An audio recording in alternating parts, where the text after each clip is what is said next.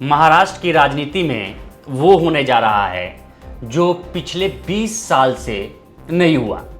अब आप पूछेंगे कि क्या हो रहा, तो हम बताएंगे कि ठाकरे ब्रदर्स एक बार फिर 20 साल बाद एक होने वाले हैं।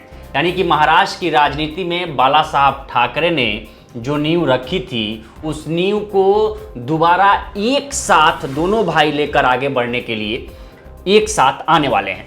अब पूछेंगे कैसे, तो दरअसल हुआ क्या था कि इसमें जो बीच का माध्यम बना है, ब्रिज का माध्यम बना है, वो केंद्र सरकार की न्यू एजुकेशन पॉलिसी यानी कि NEP बनी है। इस न्यू एजुकेशन पॉलिसी में एक प्रावधान है कि त्रिस्तरीय भाषा को लेके, त्रिभाषा को लेके राज्यों को ये निर्देश हैं कि 3 भाषाओं में हिंदी अनिवार्य होगी और हिंदी को पढ़ना होगा। और इसी भाषा को लेकर महाराष्ट्र में विवाद छिड़ा हुआ है। दरअसल हुआ क्या कि ये अप्रैल 2025 में महाराष्ट्र सरकार ने एक नोटिफिकेशन जारी किया, जिसमें ये कहा गया कि कक्षा 1 से लेकर 5वीं तक तीसरे भाषा के रूप में हिंदी अनिवार्य होगी। जब मामला ज़्यादा बढ़ा तो उसमें थोड़ा सा करेक्शन किया गया। करेक्शन ये हुआ कि ये अनिवार्य नहीं होगी, आप अन्य भारतीय भाषाएं भी चुन सकते हैं। विवाद बढ़ गया। अब विवाद बढ़ा कि ये थोपी जा रही है। इसी बीच केंद्रीय गृह मंत्री अमित शाह ने एक बयान दे दिया कि आने वाले समय में जो अंग्रेजी बोलते हैं उनको शर्म आएगी, हिंदी सर्वोपरि होगी। वर्ष में ही हमने भारतीय भाषा अनुभाग उसकी स्थापना की, क्योंकि मैं मन से मानता हूं कि हिंदी किसी भी भारतीय भाषा की विरोधी हो नहीं सकती। हिंदी सभी भारतीय भाषाओं की सखी है और हिंदी और भारतीय भाषा मिलकर ही हमारे आत्मगौरव का उत्थान का जो एक कार्यक्रम है भाषा के माध्यम से, उसको अंतिम लक्ष्य तक ले जा सकते हैं। ये भारतीय भाषा अनुभाग न केवल भारत सरकार हर राज्य को सहायता करेगा कि राज्यों का प्रशासन, भारत सरकार का प्रशासन भारतीय भाषाओं के आधार पर ही हो। अब इसको लेकर एक माहौल बनाया गया। इसको लेकर अलग अलग जो जानकार हैं वो ये कह रहे हैं कि अब बीजेपी जाति और धर्म से ऊपर उठकर भाषाई कार्ड खेलने में लगी है और राज्यों जो हिंदी भाषी राज्य नहीं है उन पर हिंदी थोपने की कोशिश की जा रही है। इसमें चाहे महाराष्ट्र हो, केरला हो, कर्नाटका हो या तमिलनाडु हो। तमिलनाडु, महाराष्ट्र अभी सबसे ज़्यादा मुखर रूप में है। साउथ के राज्य भी हैं, इसमें तेलंगाना भी है। ये भी राज्य हैं कि हमारी जो मातृभाषाएं हैं उस पर इसको ठेस पहुंचाने की कोशिश की जा रही है केंद्र की बीजेपी सरकार। इसको लेकर दोनों भाइयों ने अलग अलग रैली निकालने की योजना बनाई थी। एक 6 जुलाई को उद्धव ठाकरे की शिवसेना बनाई थी और मन से जो राज ठाकरे की पार्टी है वो 7 जुलाई को की थी। लेकिन अब ये सुनने में ये है कि अब 5 जुलाई को दोनों पार्टियां एक साथ, दोनों भाई एक साथ 20 साल बाद एक मंच पर एक मुद्दे के लिए शेयर करेंगे। इससे अब ये हो रहा है कि 20 साल बाद फिर से ठाकरे परिवार एक होने वाला है, ठाकरे ब्रदर्स एक होने वाले हैं। लेकिन सवाल ये है कि क्या एक होने की वजह हिंदी है? त्रिभाषा जो NEP की न्यू एजुकेशन पॉलिसी आई है उसके विरोध में है?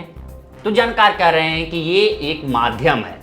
असल वजह है डूबते हुए राजनीतिक करियर, यानी कि उद्धव ठाकरे और राज ठाकरे दोनों का पॉलिटिकल करियर डूबता हुआ दिखाई दे रहा है। वो कैसे?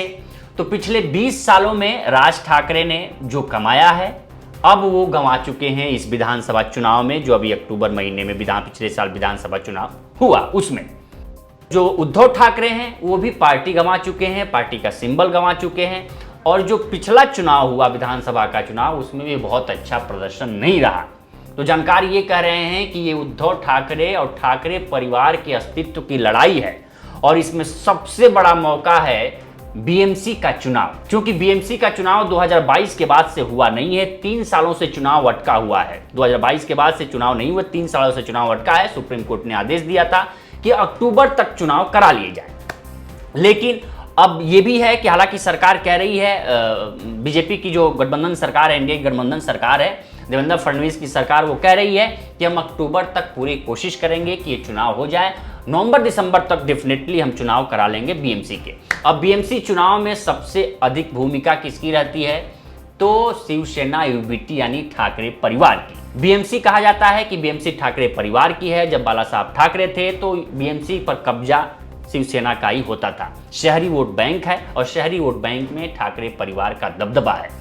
लेकिन इस बार एनडीए किसी भी कीमत पर नहीं चाहती कि एशिया की जो सबसे धनी म्युनिसिपल है वो किसी दूसरे पार्टी के पास जाए। किसी भी कीमत पर बीजेपी और एनडीए इसको खोना नहीं चाहते हैं, इसलिए वो पूरे जोर शोर से लगे हुए हैं कि कैसे बीएमसी को अपने हिस्से में लिया जाए। इसके लिए साथ में कौन कौन है, एनडीए के साथ में यानी कि महायुति के साथ में कौन कौन है, तो खुद बीजेपी है और जो एकनाथ शिंदे हैं जो शिवसेना का असली सिंबल और पार्टी को अपने कब्जे में लिया है, उनके हिस्से में गई है, वो है।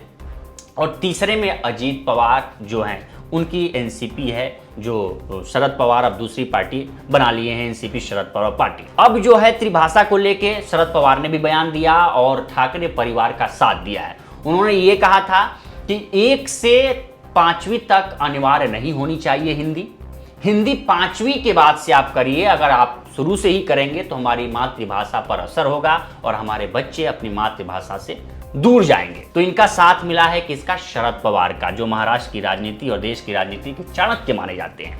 राज ठाकरे और उद्धव ठाकरे दोनों 20 साल बाद एक मंच पे आएंगे, लेकिन सवाल है कि क्या लंबे समय तक दोनों एक साथ रहेंगे। इससे पीछे आप कुछ दिन पहले एक बयान आया था उद्धव ठाकरे की तरफ से। उद्धव ठाकरे ने क्या कहा, उद्धव ठाकरे ने कहा कि ये सब छोटी मोटी बातें हैं, पारिवारिक छोटे झगड़े हैं, बड़ा मायने ये नहीं रखता, क्योंकि महाराष्ट्र की चिंता हमारे लिए मायने रखती है। अगर सामने वाला ये हमको इंश्योर करे कि वो गद्दार पार्टी यानी एकनाथ शिंदे की तरफ इशारा कर रहे थे, उनसे नहीं मिलेंगे, बीजेपी किसी की तरफ से नहीं मिलेंगे, वो हमारे साथ किन शर्तों पर रहना चाहते हैं, हर शर्त मंजूर है, लेकिन एक तय करें कि वो कहाँ है। यानी कि वो एक तरह से इशारा कर दिए थे राज ठाकरे के कि सारी चीजें भुलाकर हम साथ आने के लिए तैयार हैं। राज ठाकरे एक इंटरव्यू के दौरान राज ठाकरे से जब ये पूछा गया तो उन्होंने भी कहा कि हमारे लिए महाराष्ट्र सर्वोपरि है और हम ये छोटे मोटे पारिवारिक झगड़े हैं, महाराष्ट्र के आगे कुछ नहीं है, अगर हम होगा तो हम साथ जरूर आएंगे। इसी बीच शिंदे भी राज ठाकरे के घर पहुंचे, राज ठाकरे के घर से मिलकर आए। जब बाहर आए तो उनसे पूछा गया कि क्या राज ठाकरे के साथ कुछ गठबंधन करेंगे आप, तो उन्होंने कहा कि नहीं, ये एक अनौपचारिक बातचीत थी, उन्होंने हमको भोजन पे बुलाया था, रात्रि भोज पे बुलाया था, हम गए थे। उसके 2-3 दिन बाद एक मंच पे पहुंचे, जब पत्रकारों ने उनसे पूछा कि क्या राज ठाकरे उद्धव ठाकरे एक हो रहे हैं, इस पे ये झल्ला गए, जिसका वीडियो बहुत वायरल हुआ, पत्रकारों के माइक फेंक के, और शिंदे आगे निकल गए। अब इसमें बड़ा सवाल ये है कि अगर मन से यानी कि राज ठाकरे और उद्धव ठाकरे एक होते हैं तो बीएमसी में इन दोनों की ताकत बहुत मजबूत होगी और इसमें सबसे ज़्यादा कमज़ोर होगी, जो जानकार मान रहे हैं, वो एकनाथ शिंदे की शिवसेना। और इसीलिए एकनाथ शिंदे झल्लाए पड़े हैं। और एकनाथ शिंदे की बीजेपी से भी जो अभी महायुति है उससे भी बहुत अच्छी नहीं है, क्योंकि ना वो अजीत पवार से बहुत अच्छी बातचीत है और ना ही देवेंद्र फडणवीस मुख्यमंत्री से बातचीत अच्छी है। वो अभी फिलहाल अकेले पड़े हुए हैं और वो कोशिश कर रहे हैं कि वो भी कुछ ना कुछ अपनी दे। लेकिन ये सबसे बड़ी दोनों के बीच आने की वजह है राज ठाकरे उद्धव ठाकरे की 20 साल बाद, कि ये दोनों अपने अस्तित्व को बचाने के लिए लड़ रहे हैं। क्योंकि इस बार का जो विधानसभा पिछले साल हुआ था उसमें 125 से ज़्यादा सीटों पर मनसे ने चुनाव लड़ा, राज ठाकरे की पार्टी। उनके बेटे खुद वर्ली सीट से हार गए, उनके माहिम सीट से उनके बेटे खुद हार गए, एक भी सीट मनसे ने नहीं जीता। वहीं उद्धव ठाकरे की जो शिवसेना थी वो 94 सीटों पर चुनाव लड़ी थी महागठबंधन के महाविकास आघाड़ी के साथ, फिर लेकिन वो 94 में से 20 सीट ही जीत पाई थी।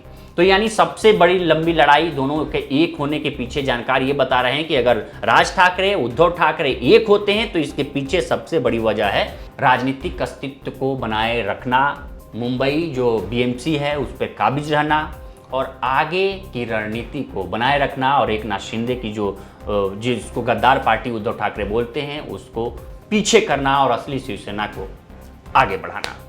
तो स्टोरी आपको कैसी लगी हमें कमेंट सेक्शन में जरूर बताएं। बाकी देश दुनिया की तमाम खबरों के लिए बने रहें लोकमत हिंदी के साथ। नमस्कार।